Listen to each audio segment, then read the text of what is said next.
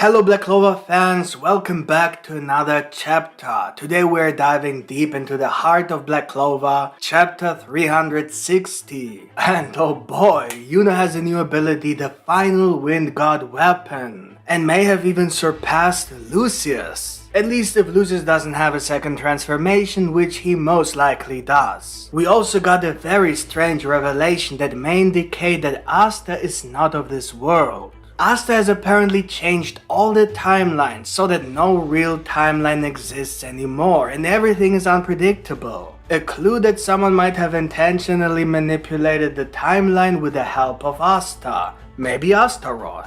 But before we get into the meat of the chapter, I have a question for you. What do you think is the real reason behind the anomalies in Lucius' foresight? Drop your thoughts in the comments below and let's see who gets it right.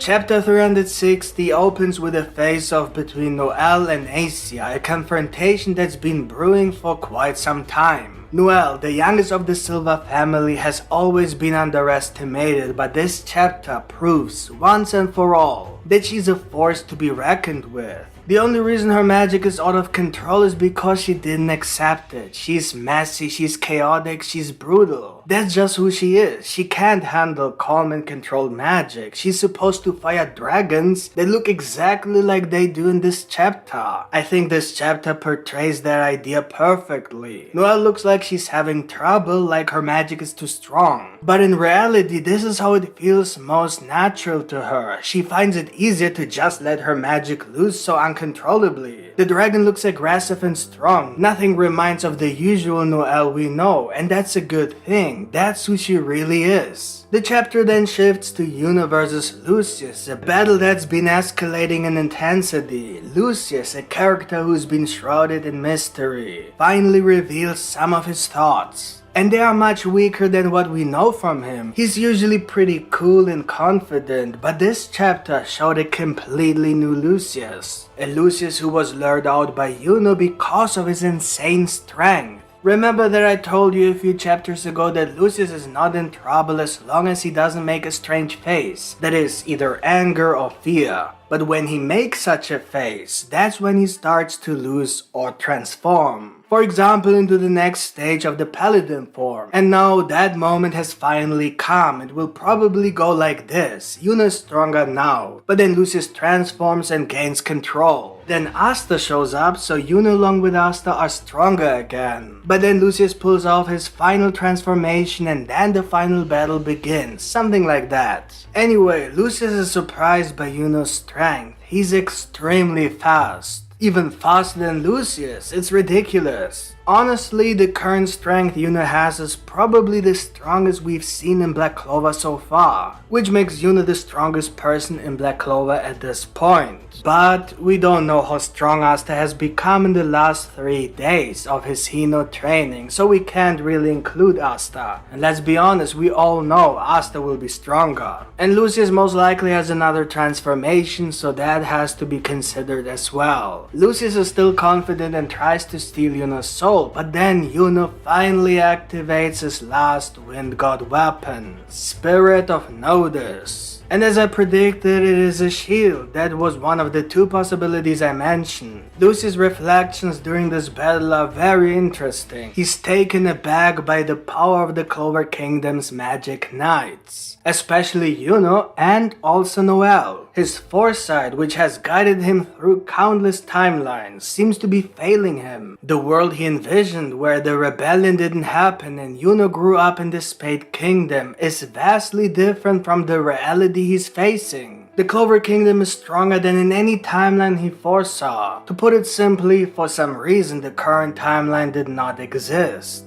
Or Lucius could not see this timeline. This raises a fascinating question. What's causing these anomalies in Lucius' foresight?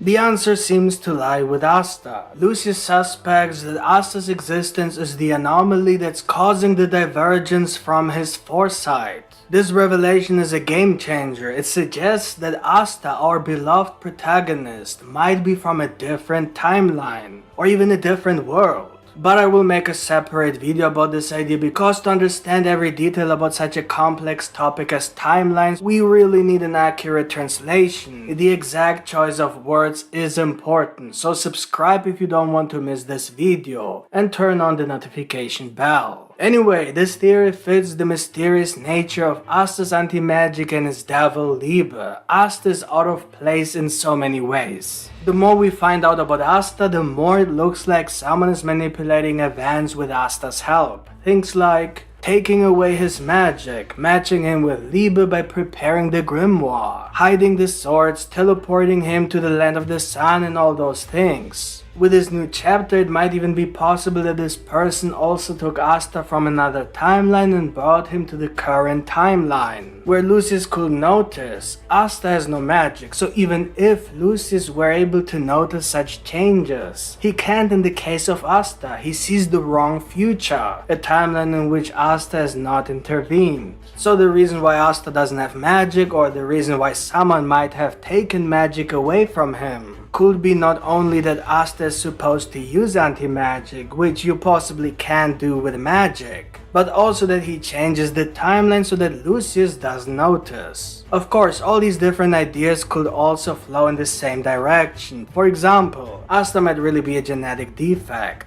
and someone might have been specifically looking for someone like Asta in different timelines. Maybe in the past and brought him into the future, and maybe this person did it with Liebe as well. The point is that Black Clover is really weird and doesn't make sense unless there's a person in the background manipulating the timelines. In this case, it is one of the best plots in existence. I can't say it enough. It can only be Astaroth who foresaw that Lucius would kill him one day, so he started this extremely complex timeline manipulation. And since Lucius can see the past, he will never be able to figure it out. The chapter ends on a high note with Yuno's attack hitting Lucius right in the chest. Yuno's determination is palpable as he declares, "I will defeat whoever I'm up against." Looking ahead, it's clear that the battle against Lucius is far from over. Yuno's new power-up and his determination to defeat Lucius will undoubtedly play a crucial role in the upcoming chapters. If you think Lucius is defeated, don't be surprised. The next chapter will be madness. But the real question is, how will Asta's potential connection to a different timeline affect the course of the story? As mentioned, I will make a separate video. And that's it for our deep dive into Black Clover Chapter 360. What do you think about this chapter and my theories and predictions? Do you agree with them, or do you have your own theories? Let's get a discussion going in the comments below. And if you enjoyed this review, don't forget to hit that like button. It's a small action that goes a long way in supporting the channel. And if you haven't already, consider subscribing and hitting that notification bell so you won't miss out on future Black Clover videos. Thanks for watching and see you next time. Bye.